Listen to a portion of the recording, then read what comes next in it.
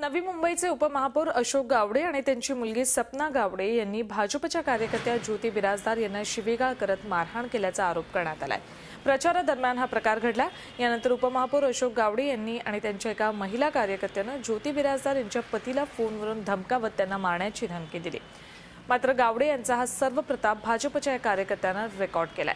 फोनवरील या धमकीनंतरच राष्ट्रवादीच्या उमेदवार सपना गावडे यांनी भाजपच्या कार्यकर्त्याला त्याच्या कार्यालयात जाऊन मारहाण केल्याचा आरोप होतोय।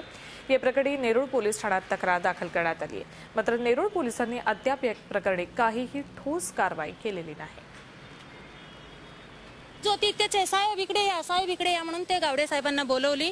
गावडे साहेब आले आणि बाजूला उभे राहिले आणि ती लेडी येऊन मला फटाफट 2-4 मारून घेतले आणि चप्पल काढले आणि 2 चप्पलनी मारली।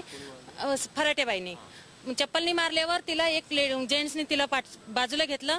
तेवढ्यात सपना गावडेनी काय ती विरोधात प्रचार करते का ती असं बोलली आणि माझ्याशी गावडे साहेबांनी बोलत होते, तुम्ही विरोधात का प्रचार करता म्हणून आणि माझ्याकडनं माझ्या पक्षात येऊन तुम्ही माझ्या विरोधात उभे आहेत का तुम्ही, असं गावडे साहेब माझ्याशी बोलतात आणि ही बाई मला फटका देते। प्रकार घडलेला आहे त्या प्रकाराशी माझा किंवा माझी मुलगी सौ सपना गावडे हिचा कुठेही कसल्याही प्रकारचा संबंध नाही आहे।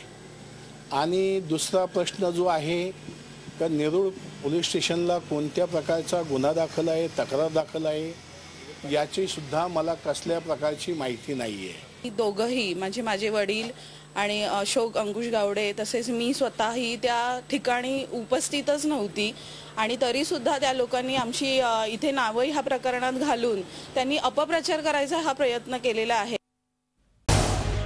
झी 24 तास रहा एक पाऊल पुढे।